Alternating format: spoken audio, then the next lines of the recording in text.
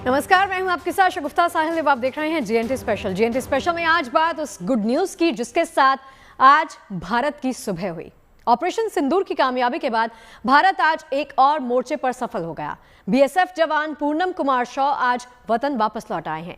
3 हफ्तों पहले constable PK Shaw duty के दौरान गलती से बॉर्डर क्रॉस कर गए थे, जिसके बाद पाकिस्तानी रेंजर्स ने उन्हें पकड़ लिया था। लेकिन कई दिनों की बातचीत और कूटनीतिक दबाव के बाद आखिरकार पाकिस्तान को झुकना ही पड़ा और हमारे जवान को वापस हिंदुस्तान भेजना पड़ा।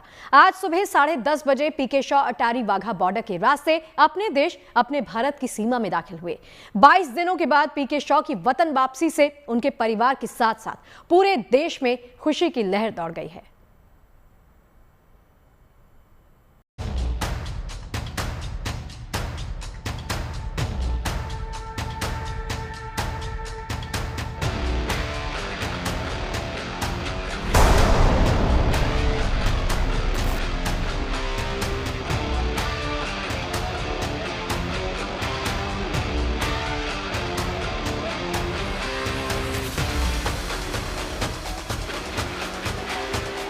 जब फोन आइला, न्यूज में आइला तब जाकर मन तनी शांति भइल। तो उनको जो जो पसंद है वही मैं उनके जो फेवरेट फूड्स है वही सब खिलाऊंगी। घर का लड़का घर आया, खुशी देख रहे हैं। खुशी है हम लोगों के पास कि हम लोग इसका माने व्याख्या नहीं कर सकते हैं।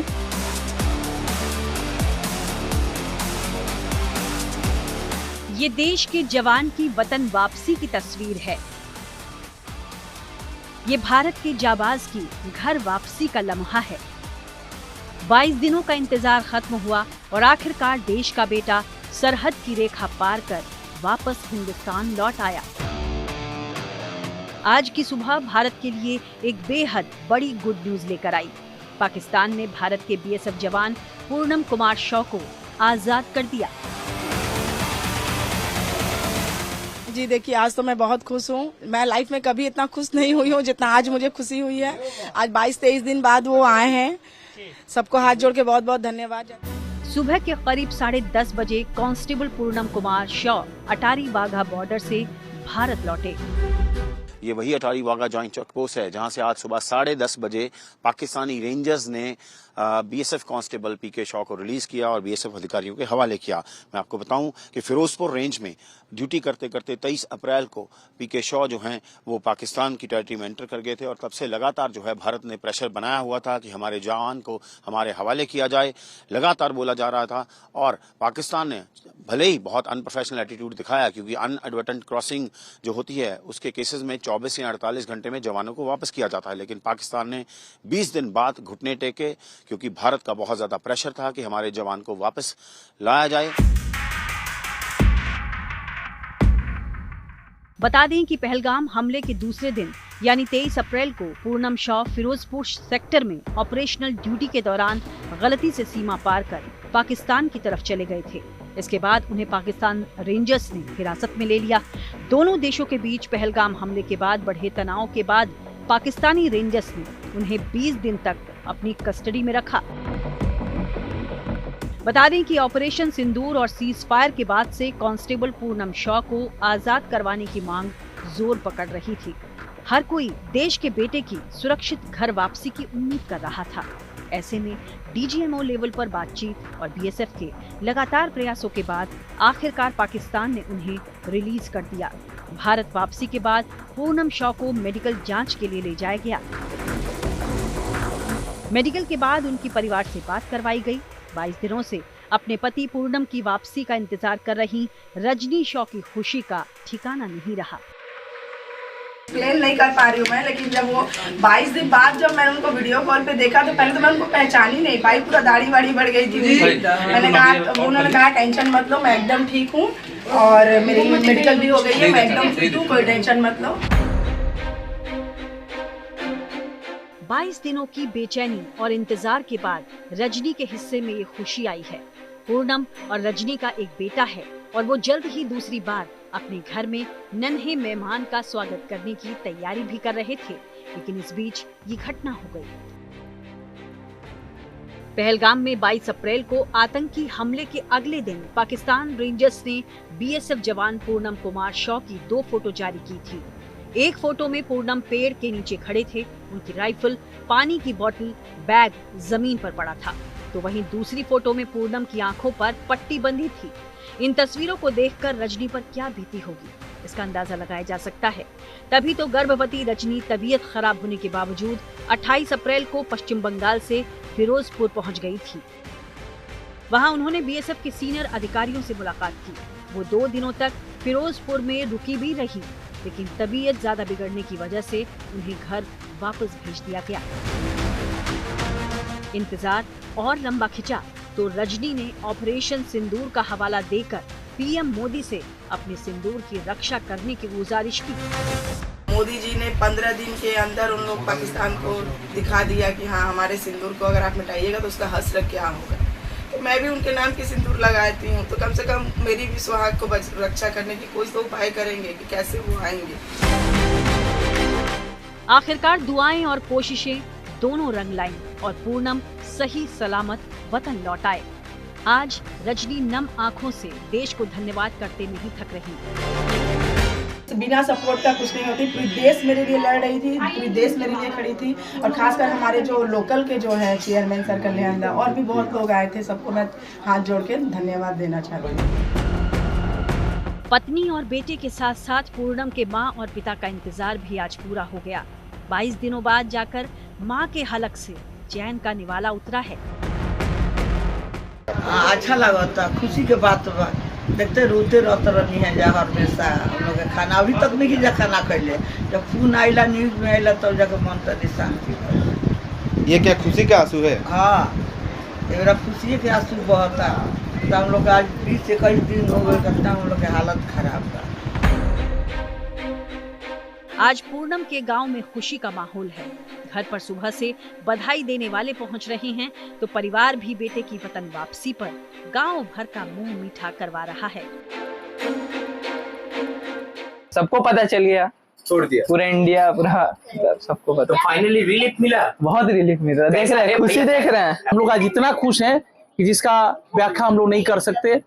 आज जिस हिसाब से उनकी पत्नी रजनी पति की अपेक्षा में, बेटा अरब पिता की अपेक्षा में, पिता भोलानाथ साहू जी पुत्र पूनम की अपेक्षा में इंतजार कर रहे थे कि मेरा बेटा कब वतन वापस आएगा, अरब पिताजी कब वापस आएंगे। तो आज इंतजार की घड़ी खत्म हुई और वतन वापसी हुई। हम लोगों के लिए आज बहुत ही खुशी की खबर है कि घर का लड़का घर आया। मिठाइयों और रसोगुल्ला के इस दौर के बीच अब परिवार बेसब्री से पूनम के घर आने का इंतजार कर रहा है। मां को इंतजार है कि बेटे को अपने हाथों से दुलार सके, तो पत्नी अपने हाथों से खाना बनाकर पूनम को खिलाने की राह देख रही हैं। उनके लिए पूरी रिश्ता खड़ी है, पहले वो छोड़ेंगे तब तो मैं सेवा करूंगी। तो उनको जो जो पसंद है वही मैं, उनके जो फेवरेट फूड्स है वही सब खिलाऊंगी। बता दें कि मेडिकल परीक्षण और शुरुआती जांच के बाद पूनम से प्रोटोकॉल के तहत पूछताछ की जा रही है। जरूरी पूछताछ के बाद उन्हें घर भेज दिया जाएगा। फिलहाल तो सारा देश पूनम की सुरक्षित वतन वापसी की खुशी और राहत को महसूस कर रहा है। ऑपरेशन सिंदूर की कामयाबी के बाद बीएसएफ जवान पूनम शॉ की वापसी भारत के लिए एक और कूटनीतिक सफलता है।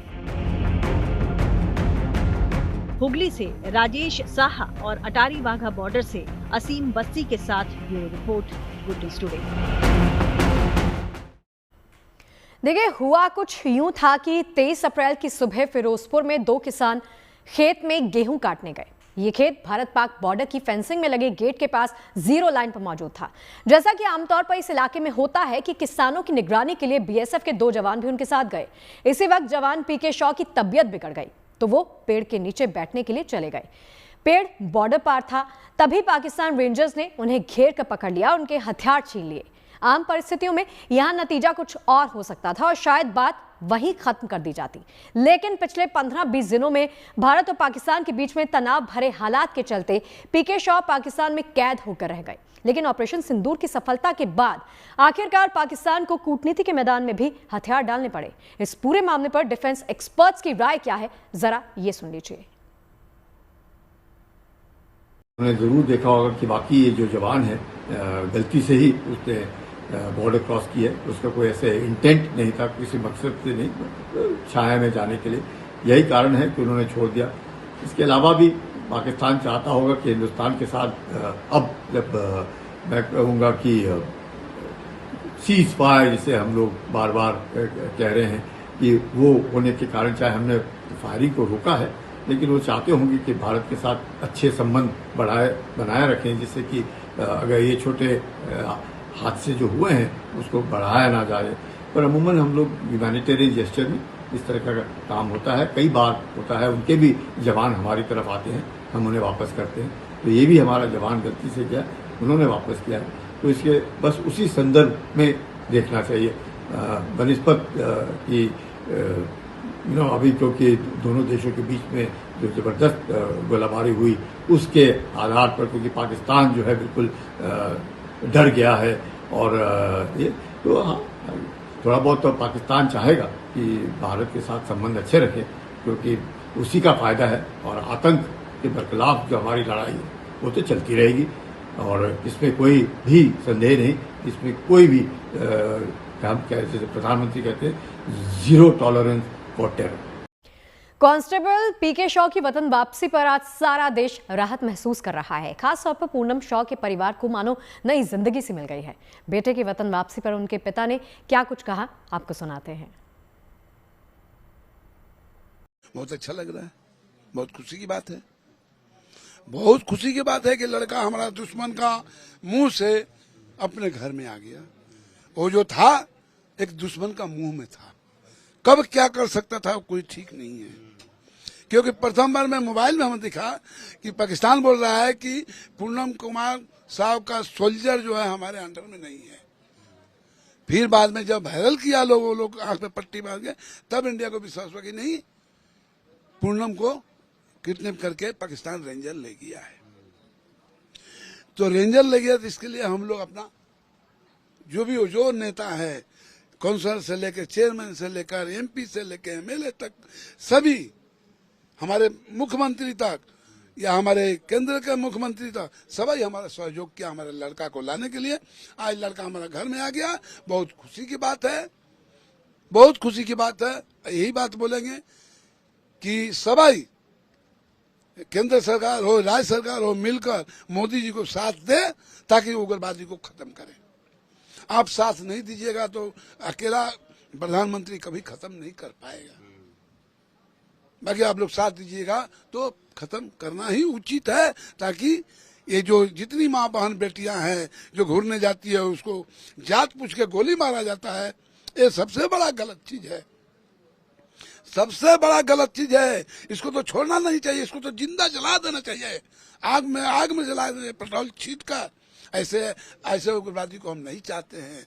हम ये चाहते हैं कि हमारे देश का प्रधानमंत्री सभी राज्य से प्रार्थना है कि मिलजुल कर उग्रवादी को, पाकिस्तान को खत्म कर देना चाहिए, नामो निशान खत्म कर देना चाहिए, ताकि हमारे देश का बेटी बहन भाई भतीज सब एक साथ रह सके, जिंदा रह सके, खुशी से रह सके। हम यही कहना चाहिए। ये भी खुशी है कि हमारा लड़का जो है 23 दिन के बाद इंडिया में आया है, मैंने घर में आ गया। हम लोग बहुत खुशी की बात है। अब इससे हम आगे क्या कर सकते हैं, हम ये भी बात बोलेंगे, सभी को बोलेंगे, बार बार बोलेंगे, अनुरोध करके बोलेंगे, प्रार्थना बोल करेंगे, हाथ जोड़ के कि सभी राज्य मिलकर पाकिस्तान को सबक सिखाना चाहिए और इसका नामो निशान खत्म हो जाना चाहिए। परेशानी तो बढ़ गया कि अब मेरा लड़का लौट कभी नहीं आएगा। जब पाकिस्तान संगे जब युद्ध लग गया उग्रवादियों के साथ, तो हमने सोचा कि अब लड़का हमारा लौट कर नहीं आएगा। बाकी जब युद्ध शांत हो गया तो सभी नेता, प्रधानमंत्री, केंद्र सरकार, राज्य सरकार मिलकर हमारे लड़का को फिर घर में लाया। हम बहुत खुशी है। बॉर्डर पर तैनात एक जवान की मां दिन रात बेटे की सुरक्षित वापसी की दुआएं मांगती है, लेकिन वही बेटा अगर पाकिस्तान की कैद से सलामत लौट आए तो समझिए कि जिंदगी भर की दुआएं एक साथ कबूल हो गई।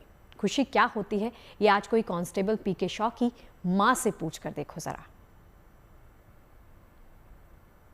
बीएसएफ जवान पूनम कुमार शाह की मां इस वक्त हमारे साथ जुड़ चुकी है। एक बार आपसे बात करना चाहेंगे। 22 दिन का इंतजार खत्म हो चुका है, फाइनली आपका बेटा इंडिया वापस आ चुका है और कुछ दिन इंतजार, इसके बाद आपके पास वापस आएगा, कैसा लग रहा है? हाँ 22 दिन के बाद वहाँ लड़का आ गया इंडिया में, हमको बहुत खुशी हो गया, बहुत चिंता रहला, अब खुशी के माहौल हो गया है। तब फिर लड़का आएगा तो खुशी का माहौल होगा। आप लोग आइएगा, हाँ आप लोग आइएगा।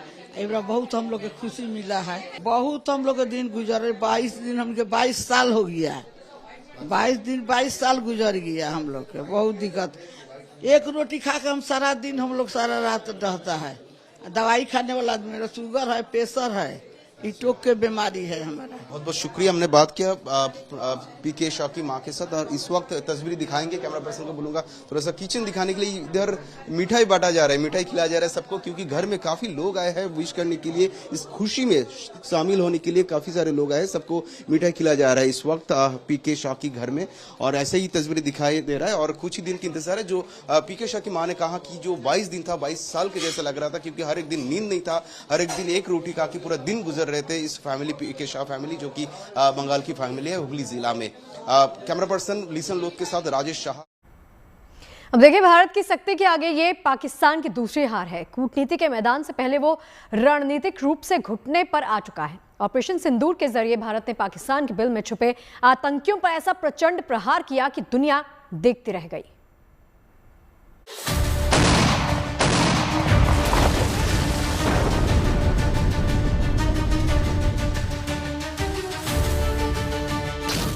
हर जख्म का हिसाब भी लिया,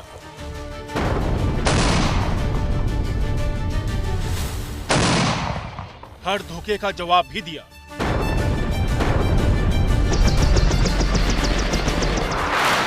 और बता दिया दुनिया को कि ये नया भारत है, वो भारत जो छेड़ता नहीं और छेड़ने वालों को छोड़ता नहीं। भारत ने आतंकी हमले का जवाब ऐसा दिया कि पूरा पाकिस्तान दहल उठा।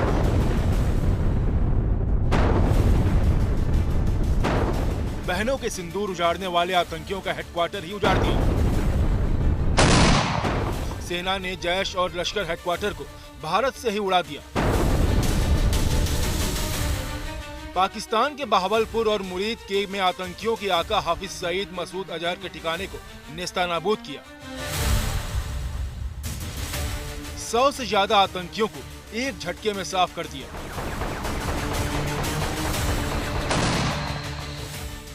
हमने आतंकवादियों को मिट्टी में मिलाने के लिए भारत की सेनाओं को पूरी छूट दे दी, और आज हर आतंकी, आतंक का हर संगठन जान चुका है कि हमारी बहनों बेटियों के माथे से सिंदूर हटाने का अंजाम क्या होता है। भारत के निशाने पर आतंकी थे, आतंकी अड्डे भी थे, लेकिन जैसे ही पाकिस्तानी सेना इस युद्ध में कूदी तो जवाब ऐसा मिला कि जिसे पाकिस्तान भुलाए न भूल पाएगा। सेना ने 13 सैन्य ठिकानों को तबाह कर दिया, इनमें 6 एयरबेस भी शामिल हैं। मिसाइलें ऐसी बरसी की पाकिस्तान धुआं धुआं हो गया। आपने पाकिस्तानी फौज को भी बता दिया है, पाकिस्तान में ऐसा कोई ठिकाना नहीं है जहां बैठकर आतंकवादी चैन की सांस ले सके। हम घर में घुसकर मारेंगे और बचने का एक मौका तक नहीं देंगे। और हमारे ड्रोन्स, हमारी मिसाइलें, उनके बारे में तो सोचकर पाकिस्तान को कई दिन तक नींद नहीं आएगी।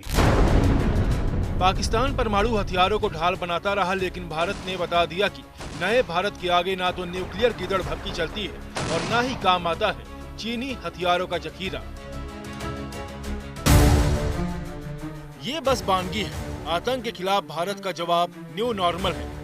अब भारत पर जो चोट करने की कोशिश करेगा उसे छोड़ा नहीं जाएगा, उसे माफ नहीं किया जाएगा। अगर किसी ने भारत की संप्रभुता, अखंडता और सुरक्षा पर बुरी नजर डाली तो भारत हिसाब भी लेगा और जवाब भी देगा, और उस जवाब की गूंज सारी दुनिया को सुनाई देगी। Bureau report, good news today. और चलिए जेएनटी स्पेशल की आज की हमारी इस खास पेशकश में फिलहाल के लिए इतना ही। देश और दुनिया की तमाम पॉजिटिव खबरों के लिए आप देखते रहिए गुड न्यूज टुडे। नमस्कार।